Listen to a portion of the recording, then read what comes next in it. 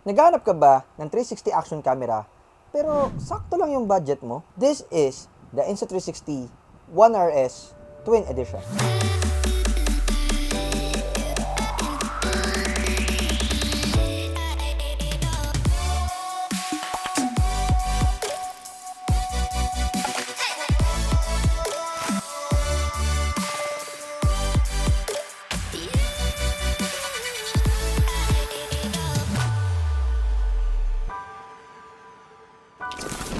A modular 360 action camera launched back on March 2022. Teka muna, 2022? Pwede ba yung camera niya kahit 3 years na yan? Malalaman natin yan for today's video. What's up sa inyo mga ka-thumbs up? Welcome sa Martin Approved. Ang Insta360 ay isang Chinese company na mas kilala bilang Arashi Vision Incorporated. Sila ang nagpauso ng 360 action camera sa mundo nung kanilang i-launch ang Insta360 One X noong October 10, 2018.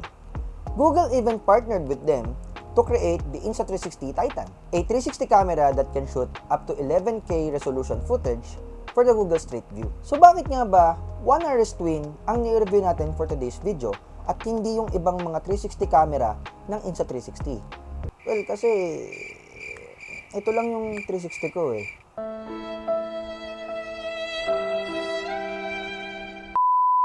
On serious note, ito kasi yung huling nilabas ng Insta360 na 360 modular camera. Modular, meaning to say, it can be disassembled part by part. Ang galing! Ang galing! Either to upgrade a specific part kagaya ng battery capacity or a specific function.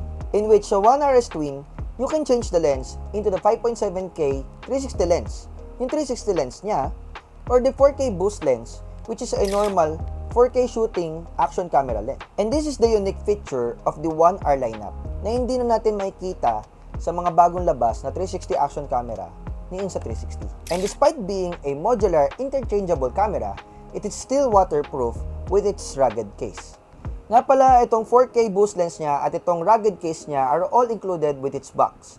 Hindi nga pala yon mga separate products to purchase. Going back for almost 2 years of using this camera sa mga motovlogs ko or sa mga rides ko, never ako nag-worry na baka masira siya ng tubig ulan. Siguro, ang problem ko lang na na-encounter ko with this camera is minsan pag yung klima ng lugar medyo malamig or high yung humidity niya, nagfa-fog yung lens. Kaya yung footage, affected siya kasi nagiging cloudy yung footage.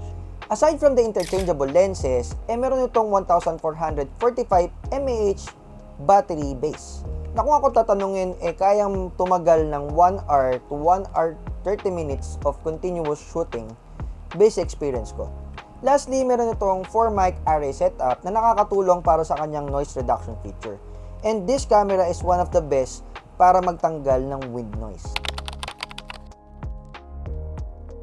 Again, ang Insta360 One RS Twin Edition ay mayroong interchangeable lenses. Doon muna tayo sa 4K lens niya. It can shoot, syempre, 4K videos at a maximum of 60 frames per second. Good enough for those adventure thrilling videos kagaya ng motovlogging, biking, hiking, or running. Meron din itong 6K widescreen mode na may aspect ratio na 2.35:1 and also can shoot 48 megapixel photos.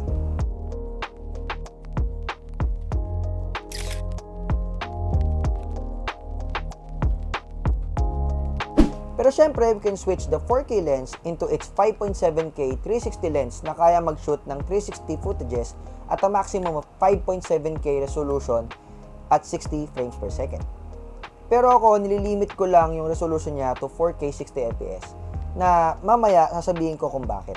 Going back, because of the 360-degree angle capability ng lens nito, pwede kang mag-shoot before you point.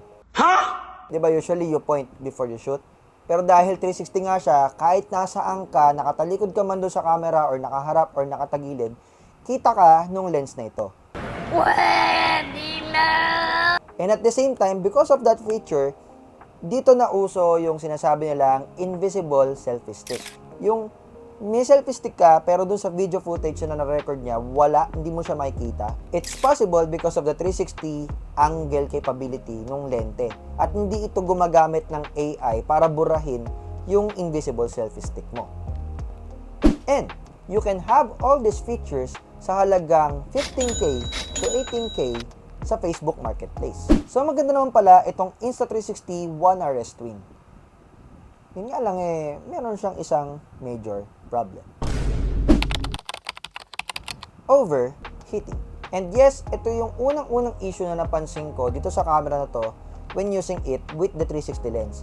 And ito rin yung dahilan na sinasabi ko kanina kaya hindi ko mina-maximize ng 5.7K resolution yung kanyang shooting capacity dun sa 360 lens niya.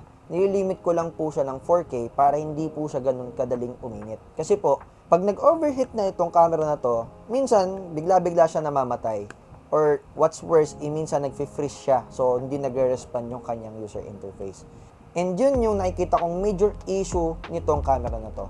Kahit nasabihin nating modular siya, kahit nasabihin natin yung rugged case niya ay merong heat dissipation system, still it overheats, lalo na kung katanghalian tapat, nag-rides ka, tapos gamit-gamit mo yung camera.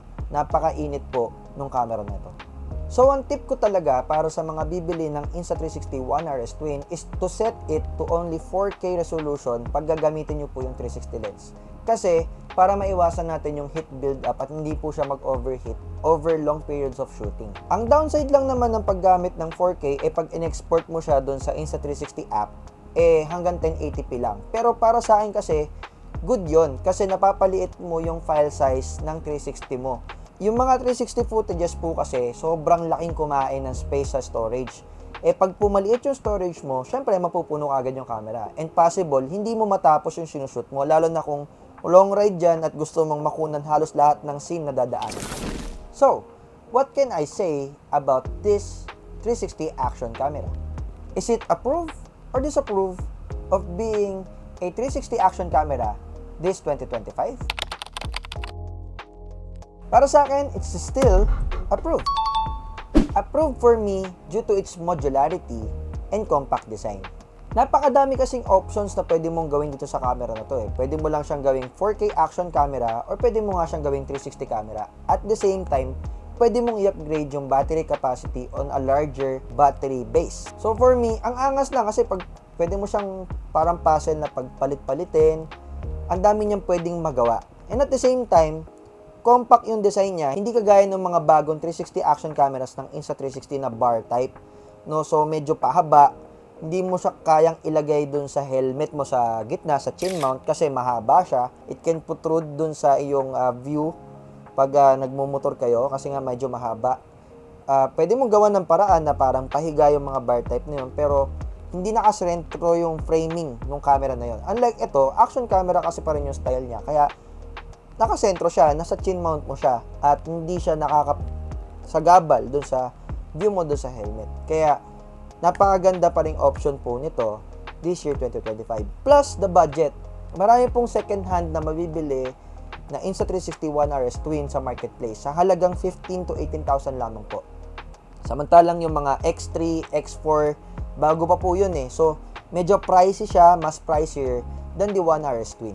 Kaya talagang sa akin, approved po ito for the year 2025. So, mga ka-thumbs up, if you're looking for a 360 action camera na budget friendly, you can never go wrong with the Insta360 One RS Twin Edition. So what are your thoughts with the Insta360 One RS Twin Edition? Share your thoughts in the comments down below.